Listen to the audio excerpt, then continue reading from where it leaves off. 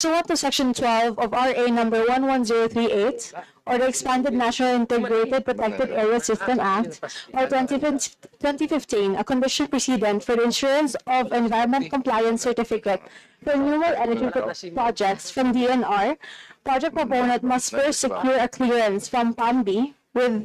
Without such PAMB clearance, no project or activity may actually implement, undertake in protected areas within the NEPAs. Madam Chair, Madam Secretary, Mr. Chair, and Madam Secretary, does an increase of the expansion of generation capacity of hydropower plants necessary to secure another PAMB clearance, especially when it's the increase of megawatts and, of course, land area that is covered? That would be my first question. Mr. Chair, I will turn over to Yusek Marcos Fragada, our Yusek for Field Operations for Mindanao, to respond directly to this question. Mr. Chair, Madam Chair, Madam, good afternoon to you. Yes, ma'am, regarding your question, yes, in any protected area, you're required to get a secure PAMB resolution for any construction, even such as a hydropower activity that is ongoing there. Secondly, you're supposed to secure an ECC after the PAMB resolution. If there is expansion, there is revisiting again of the permits issued and a resolution saying that an amendment of the ECC is being endorsed by the PAMB. If that is the case, Mr. Chair, and of course, Madam Secretary, may we know why the Alamada Hydroelectric Power Plant of Euro Hydro Holdings, established in the province of Cotabato, was able to secure an amended ECC despite the assessment of the PAMB clearance with the increase of expansion from 2.8 megawatts to 3.0 megawatts and the expansion of the area from 13,983 square meters to 100,000 square meters? Mr. Chair, if I can allow the Red of Region 12 to answer the specific question.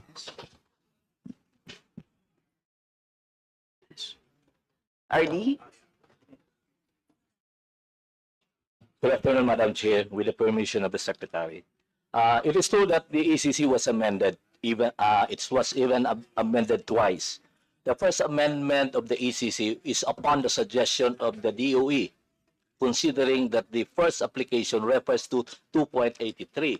But it was noticed during the construction phase that every turbine consists or has the generating capacity of 1.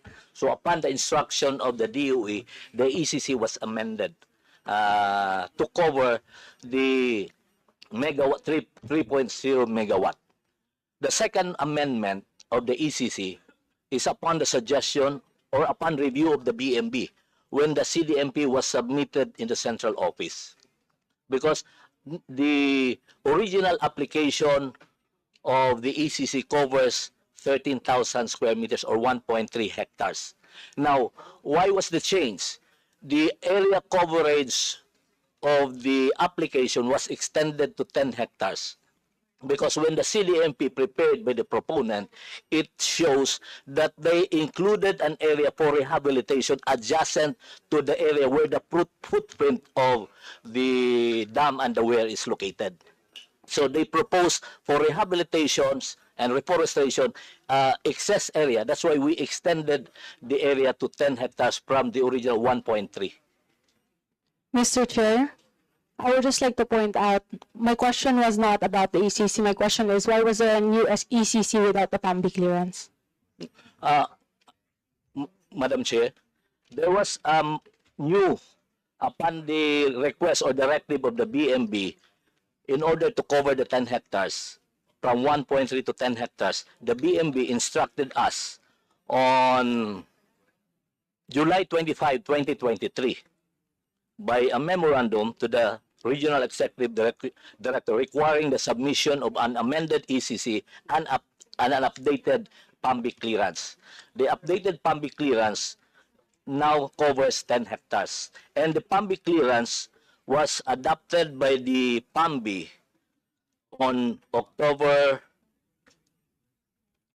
September 5, 2023 through PAMB Resolution 08 Series of 2023. This time, it covers an area of 10 hectares, Madam Chair, and 3.0 megawatt. Pero nauna ang ACC. No, for the amendment, nauna ang public clearance, ma'am. The ECC, the amended ECC to cover the 10 hectares was issued by RD Omar Cycle on October 3, October 3. 2023. Ang PAMBI was, September 5, 2023, ma'am. so nauna pa rin ang PAMBI bago ang ACC. Yes, Madam Chair.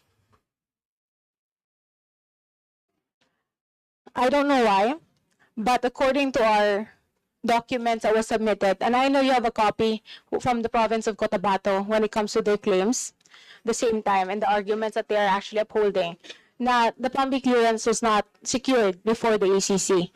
But moving forward, given the urgency of this concern, Madam Chair, we request for the concerned office of the DENR to provide us with a comprehensive report explaining the consistent circumstances surrounding the delay release of PAMBI clearance for the Alamada Hydroelectric Power Plant holdings covering the increase and expansion of its generated capacity. Moving on to my second question, Madam Chair, and of course, Mr. Chair and Secretary Lanzaga, sir, pertaining to the requirement of the operation of hydropower plants, how important is it for renewable energy services applicants to have SAPA or approved special usage agreement in protected areas, which is relevant of SAPA before a project proponent can be granted a license or contract to operate? Madam Chair, with the permission of the Secretary, that's precisely on July 24, 2023, the Regional Executive Director, upon recommendation of the investigative team, issued a cease and desist order to the Eurohydro pending the issuance of SAPA.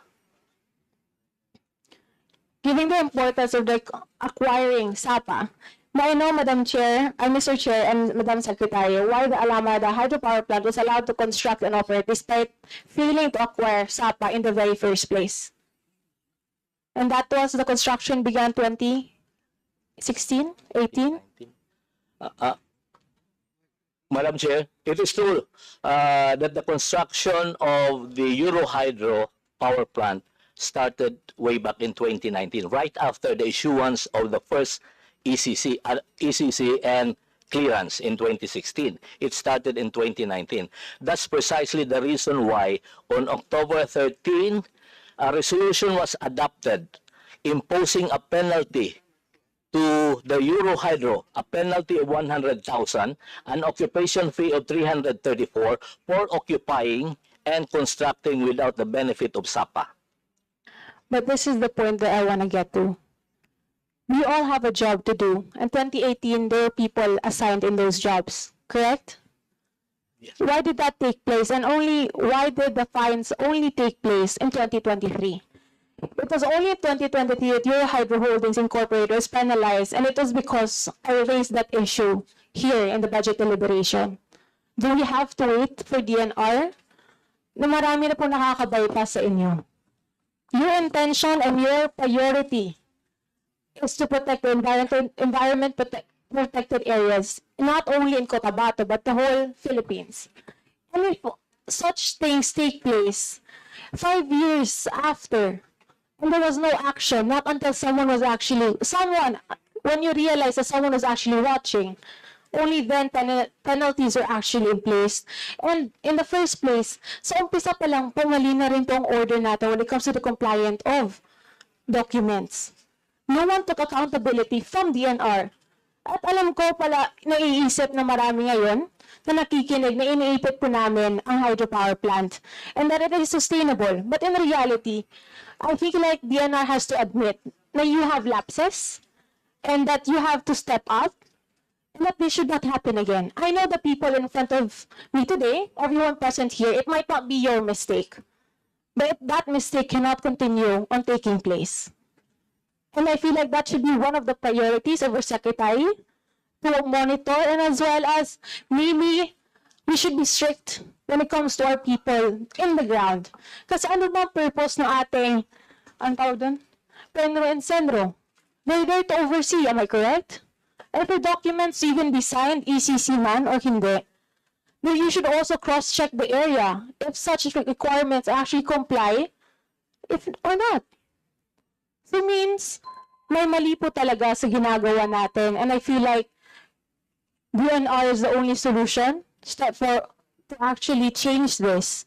And moving forward, what can you do now? Mr. Chair, Your Honor, yes, Madam, actually we do recognize the lapses. For the past few months, we've been having. Yes, just to close, Mr. Chair. Okay. Sige, finish. Thank you, Madam Secretary. I believe that we have experts on the ground, and I know you're capable of correcting what has been made. However, once something starts wrong, it cannot be corrected. Why? Because it becomes a band-aid solution. You're just correcting, but you still bypass the first step of the actual law that we put in place in this government to actually work. Moving forward, I believe that moving forward, I hope DNR, especially the RDs that are present here today, na wala na po sana padreno system, na kung saan may paboro sa iba, at walang pabor naman po sa iba, no? Kasi no matter how good the intentions are when it comes to sustainable electricity through the hydropower plant, if how we do things is wrong, it will not benefit everyone. As a Cotabateño, I do not want to exploit our people and our resources and our environment, because the only thing that we have to leave to our children in the future.